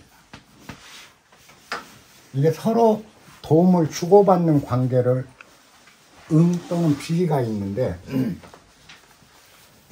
걔가 그냥 아무 괴나 갖고 해봅시다. 이런 괴가 있다고 보자고요. 이런 그림 괴가 있을 때 아까 요게 천인지 그래서 사람은 사람끼리 응하고 땅은 땅끼리 응하고 그죠? 그 다음에 하늘은 하늘끼리 응한다고 제가 얘기를 했죠. 자기 짝이 그래서 이렇게 하괴의 중과 상괴의 중, 하괴의 하와 상괴의 하, 하괴의 상, 상괴의 상끼리 이렇게 그 음양이 맞았을 때 음과 양으로 하나는 하나는 양일 때 응이 있다 그럽니다. 정응한다 그래서 바르게 응하고 있다. 그러면 지금 요걸 보면은 2효하고 5효가 응을 하고 있죠. 요거는 양이고 이건 음이니까 남녀가 서로 응합하는 상이니까 요게 정응이라고 그래요. 그리고 요게 만약 양이면 이렇게 양이 되면 양 대 양이니까 이거는 정응이 아니고 적응이 됩니다. 적대적인 응이 되죠. 적응. 이건 적응이라고 그러죠. 그래서 양은 서로 밀어내거든요. 같은 극은 서로 밀어내는 성질. 음양이 조화가 되면 정응이고 같은 양 혹은 같은 음끼리 대응이 됐을 때는 적응이죠. 그건 응이 없다 혹은 적응이다 이렇게 보통 얘기를 합니다. 그 다음에 여기를 보면 요것과 요거 이웃 간에 음양의 조화가 있을 때 그걸 비라고 그래요. 비응. 비는 도울비자입니다. 우리가 비교할 비가 아니라 이건 도울비로 비응. 도와주는 응이다. 정응이 아니고 비응이라는 거는 보조적인 응이다라는 겁니다. 비응. 요것과 요것도 비음이 되죠. 그죠? 요것하고 요것도 음양이니까. 이런 경우로 비음이 있다. 그렇게 보통 얘기를 합니다. 그러면 요건 왜 따지냐면 정음이 되면 우리가 기륭을 따질 때 길하다 흉하다를 따질 때예요. 길과 흉. 어떨 때 길이고 어떨 때 흉이 되냐 하면 길은 얻는 게 있을 때 길이 되고 잃으면 흉이 돼요. 그러니까 이런 거잖아요. 내가 친구를 사귀려고 그러는데 친구를 얻으면 길이죠. 근데 친구를 잃으면 흉이 되잖아요. 얻는 건 길이요, 잃는 건 흉이거든. 그래서 이제 길과 흉은, 기흉은 득실지상이다. 얻는 상이 있느냐, 잃는 상이 있느냐. 서로 잃는 상이 있으면 흉이 되고, 얻는 상이 있으면 길이 되는 거죠. 그래서 이렇게 보면 정음은 음과 양이, 초요하고 요거는 보면 양이 정음을 하니까 이 양이 남자가 여자를 얻었고 여자는 남자를 얻은 상이니까 이런 경우가 길이 돼요. 효를 분석할 때, 기둥을 따질 때. 그 다음에 비응. 비응은 뭐냐? 내가 여자를 만나야 되는데 내 신부감을 만나야 되는데 옆집에 이쁜 여자가 있어. 그리고 옆집 여자하고 잠깐 이렇게 바람을 펴. 이런 경우는 남녀가 응하지만 비정상적인 응이 되기 때문에 이런 경우가 대부분 비응이에요. 그래서 비응은 득실이 정식 부인으로 얻어지는 여자가 아니고 정식 남편으로 얻어지는 게 아니기 때문에 그거는 길로 들어가질 않아요. 보통 비응일 경우는 허물이 없다. 혹은 좀 엉색하지만 위태로움은 없다. 이런 정도 선으로 마무리를 줘요. 후회가 없다. 이런 정도. 그러니까 비응이나 정응이나 응이 있을 때는 일단 긍정적이라고 보시면 됩니다. 그 효들이 긍정적이 된다. 요게 이제 응관계를 따지는 거죠. 그래서 우리가 보면 이 응관계와 비응관계가 나중에는 굉장히 복잡해집니다. 그러니까 우선 여러분들 할 때 응이라는 거는 천의 자리와 하괴 천의 자리끼리 응하고 인의 자리와 하괴 인의 상괴 인과 하괴 인이 서로 대응하고 상괴 지의 자리와 하괴 지의 자리가 서로 대응하는 걸 응이라 한다. 그래서 그 대응 관계에 있는 효를 응효 그래요. 자기하고 응하고 있는 효다. 그러면 요 초효의 응효는 요놈이 4효가 응효고 2효의 응효는 5효고 3효의 응효는 3효가 응효가 되는 거고 그게 음양으로 짝지어질 때 정응이 된다. 정응을 얻었다. 응을 얻었다. 정응한다. 이렇게 얘기를 합니다. 자, 응이 그렇고요. 이제 여기서 설명이 있고, 자, 초효는 응효가 4효인데 여기서는 다 양뿐이니까 응이 없죠. 그러니까는 양뿐이니까 아예 응이 나올 수가 없는 구조입니다. 그러니까는 자, 2효는 응효가 5효하고 응효가 되죠. 역시 응은 없습니다. 서로 응하는 것. 근데 그래서 이제 뭐냐? 들판에 용이 출현했다. 드디어 두각을 나타냈다.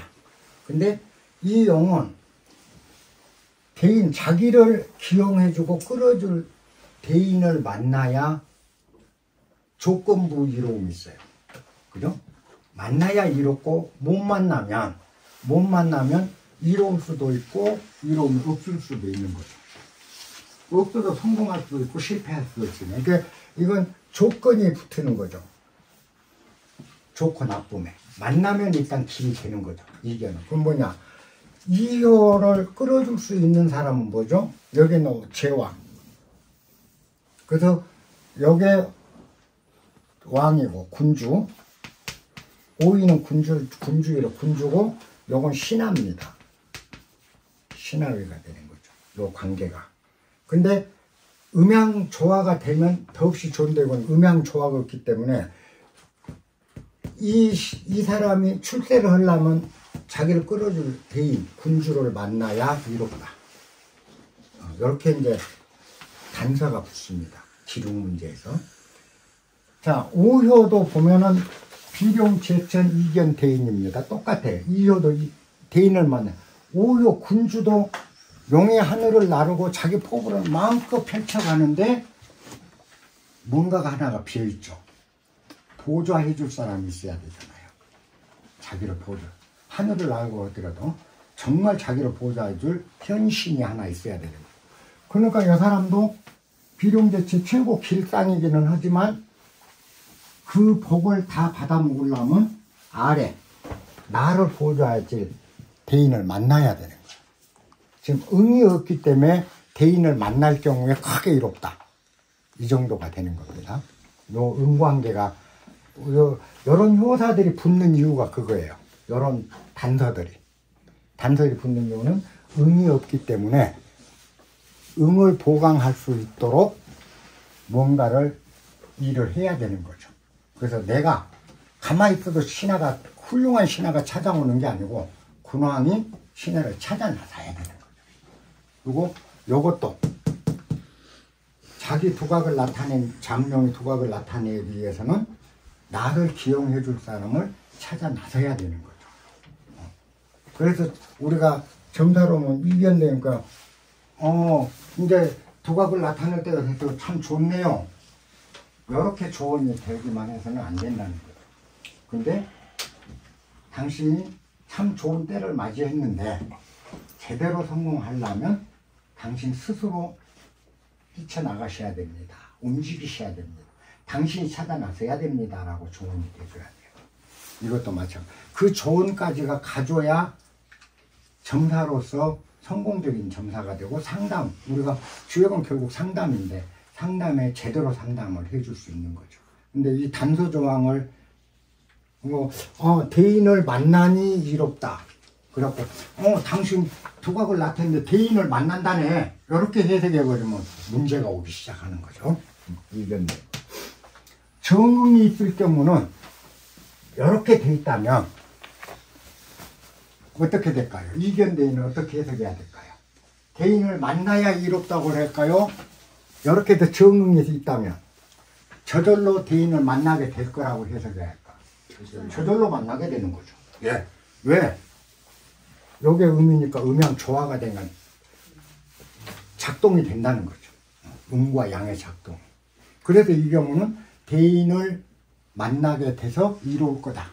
네가 너 용이 두각을 나타낸데도 마침 대인까지 만나게 될 거야. 그런 좀 유리한 거야. 앞으로 해석할 때 이런 기준들이 작동. 그게 주역은 변통이에요. 똑같은 이견 대인인데 어떤 데서는 만나야가 되고 어떤 데서는 만나기 때문에 이롭다가 되는 수가 있는 거죠. 자, 3요. 어차피 응은 없으니까 응관계는 이제 그 개념만 잡고 응은 비고 갈게요. 군자는 종일 자기 발전을 위해서 자강불식한다. 자기 발전을 위해서 쉬지 않고 노력한다. 건이란 말은 자강불식을 얘기합니다. 종일토록 자강불식 하다가 석척야 저녁이면 저녁 때가 되면 두려운 듯 두려울 척자입니다. 두려운 듯 려는 위태로운 듯 그런 태도를 취한다. 그건 뭐죠? 종일 노력하고 내가 오늘 잘못한 건 없었나? 제대로 나를 하루를 헛되이 보내지는 않았나? 두려워하고 그렇죠? 자신을 위태롭게 여기면서 반성한다는 뜻인데 종일 노력하고 저녁이면 자신을 한번 돌아본다. 석척양려 그거는 저녁에는 두려운 듯이 자기를 돌아보고 잘못했으면 위태로움을 느끼면서 반성을 하고 그렇게 해야 허물이 없다. 허물이라는 건 뭐죠? 남한테 손가락질 당하는 게 허물이잖아요. 남한테 질책, 허물을 묻는다, 네 잘못을 묻는다가 허물을 묻는다. 허물이 없다라는 건 질책을 당할 일이 안 생긴다. 종일 노력하고 그리고 저녁이면 자기를 한 번씩 돌아보면서 잘했는지 아니면 미진한 게 있었는지 이걸 돌아보면 이 사람은 허물을 지을 일이 안 생긴다. 종일 노력하고 자신을 돌아본다. 이거는 수신에서 굉장히 중요한 이야기입니다.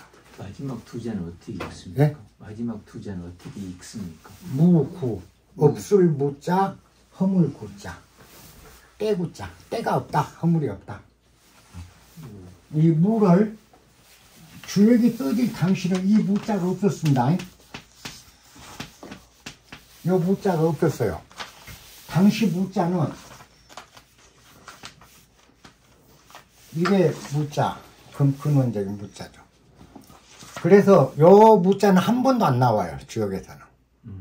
전부 요걸로만 나옵니다. 없을 무자입니다.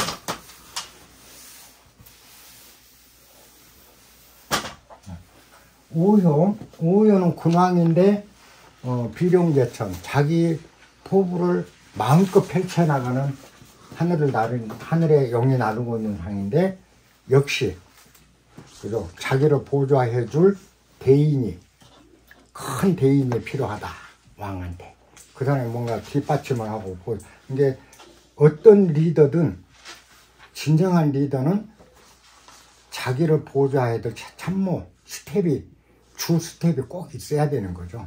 그래서 참모는 주인을 찾아 나서고 그러죠. 이게 우리가 그 옛날 어진 사람들이 지혜롭고 어진 사람들이 항상 얘기가 새도 나뭇가지를 가려서 앉는다 했다.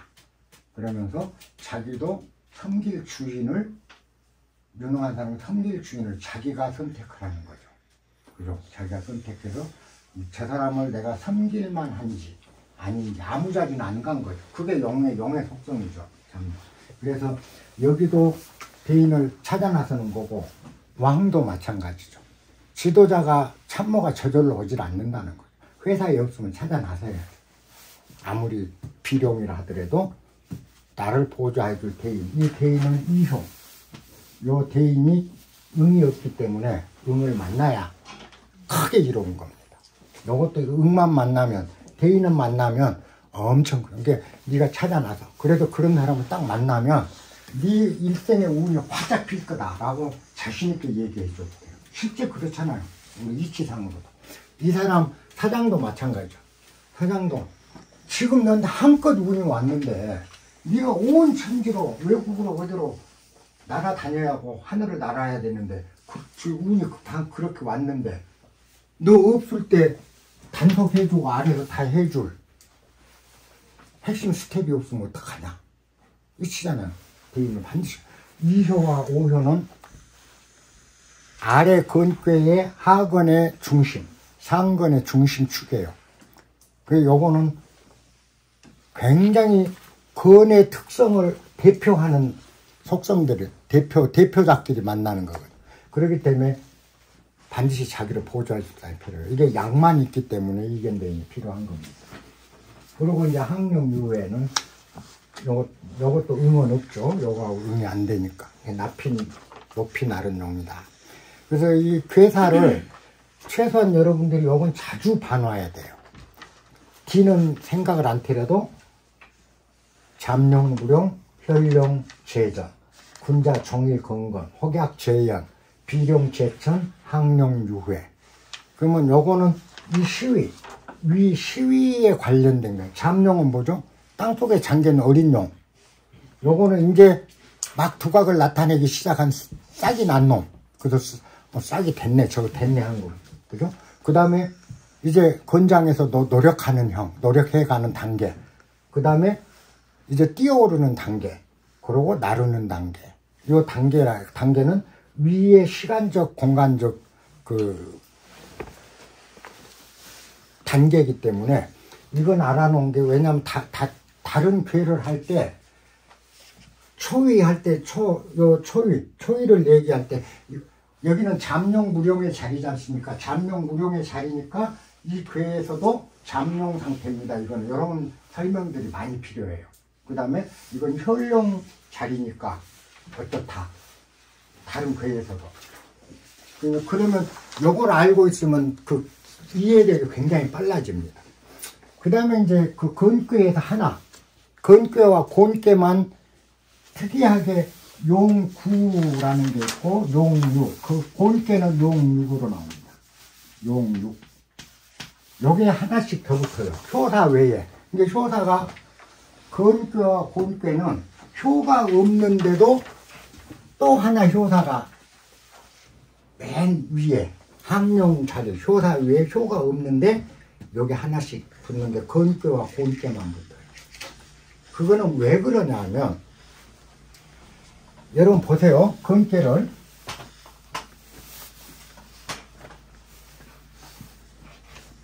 전부 양으로만 구성되어 있습니다. 이게 건괴가 그죠?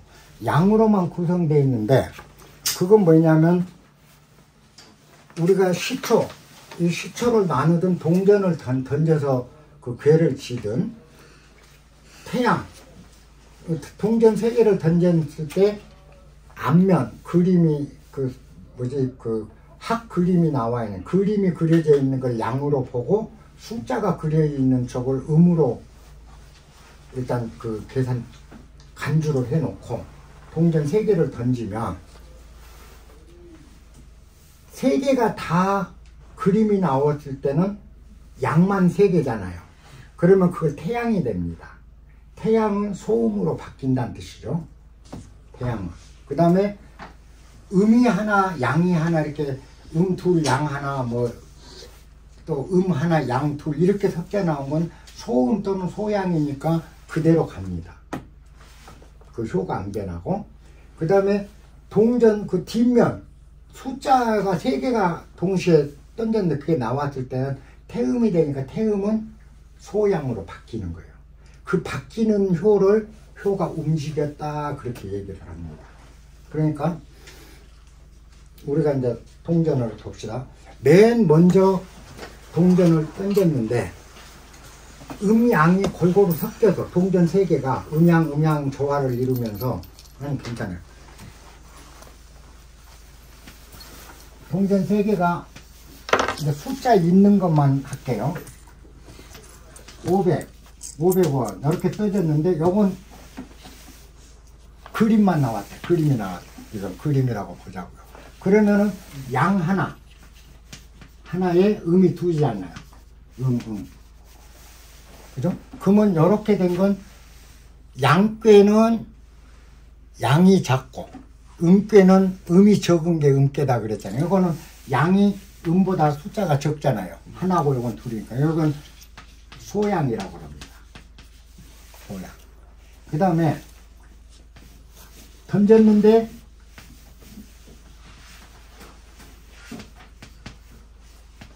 그림하고 숫자가 이렇게 나왔어. 그러면 요건 하나니까 음이 숫자가 적잖아요. 음이 적으니까 소음이 되는 거죠. 그 다음 3개가 다 그림이 나왔어. 그림이 나오면 태양. 그리고 다 500원짜리가 나왔어. 숫자가. 여러면 태음이 되는 거죠. 태음.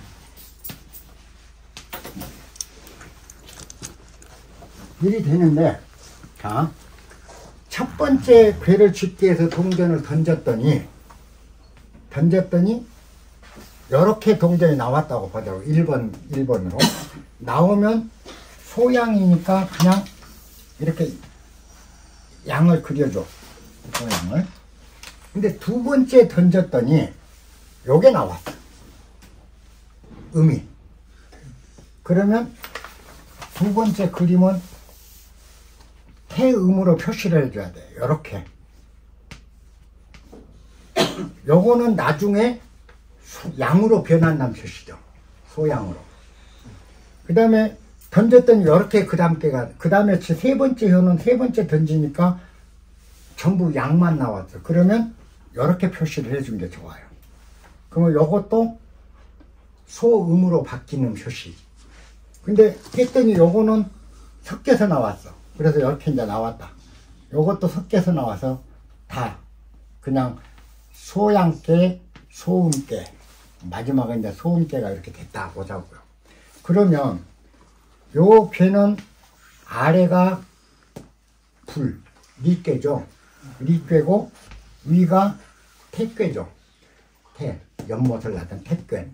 태릴, 택화혁이라는 혁명, 모든 걸 바꿔야 된다는 택화혁이라는 괴가 되는 건데, 요렇게 됐는데, 여기 이제 원괴, 그 본괴가 돼요. 본래, 처음에 본괴. 본괴가 되고, 요게.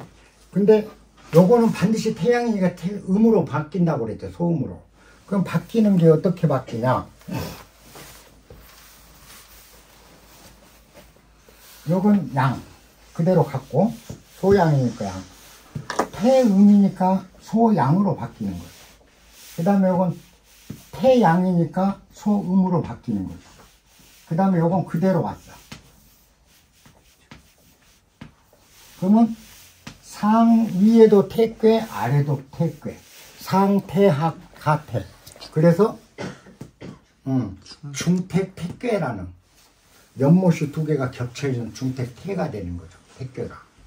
그랬을 때 요게 움직였다. 요건 움직여서 이렇게 바뀌었다. 요것도 움직였잖아요. 효가 움직였다는 건 요걸 얘기한 거예요. 그랬을 때는 이 효사로 점을 치는 거예요. 근데 요게 두 개가 움직였다. 또 세 개가 움직일 때도 있고, 네 개, 다섯 개, 여섯 개 다 움직일 때도 있다는 거죠. 아예 안 움직일 때도 있고. 근데 그 점치는 방법은 그때그때 합니다. 요렇게 두 개가 움직였을 때는 움직인 효, 두 개가 움직였을 때는 움직인 효의 상효, 위에 거. 움직인 두 개가 움직였을 때는 움직인 것 중에 상효의 효사와 이쪽으로 다시 만드는 요게 본괴의 움직인 상효 효사와 직괴 움직인 상효 효사를 요걸 체로 삼고 요걸 용으로 삼아서 해석을 한대요. 이제 그런 게 아까 움직인다라는 개념이 나중에 우리가 실습을 해볼게요. 그런 거는. 우선 효가 움직였다. 이 효사는 너 때만 쓰는 겁니다. 그리고 아예 전부 했는데 태양이 없이 전부 소음, 소양으로만 해가지고 아까 건에서 효가 아예 안 움직여. 그랬을 때는 괴사로 점을 쳐요. 원형 리정. 아까 건괴 이렇게 했는데 태양, 태음이 없이 이대로만 나왔을 때는 원형 리정을 갖고 점을 쳐. 크게 형통하고 정고하면 이롭다. 이걸로 점사를 치는 거고. 근데 이제 요게 꼰대인데 다 바뀌어버리면 다 태양이 나왔을 때가 문제가 되죠.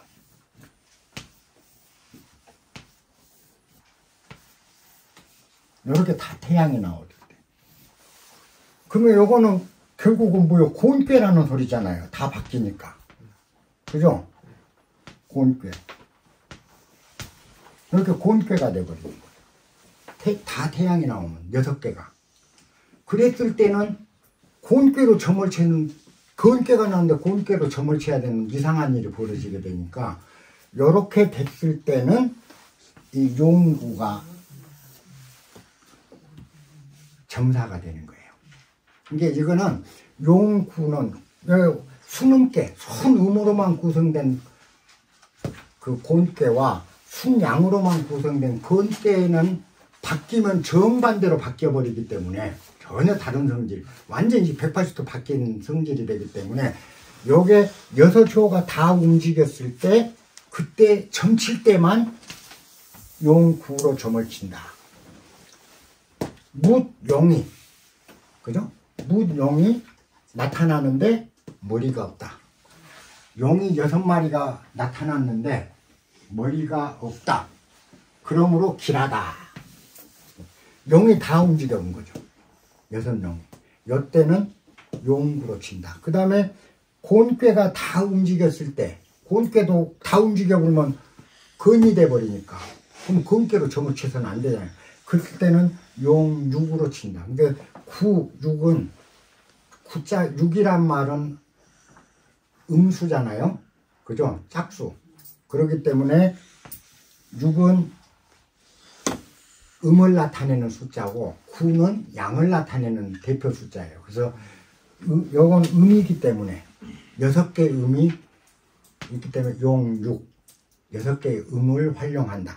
그렇기 때만 2개만 용구, 용육이다. 다른 거는 섞여. 이렇게 6개가 변해도 순음, 순양으로 안 나오죠. 나올 수가 없죠. 근데 순음, 순양계이기 때문에 2개만은 점칠 때 용구, 용육인데 철학적으로는 요것도 많이 쓰진 않지만 이게 이제 철학적 개념에서 보면 우리가 무용이 나타났는데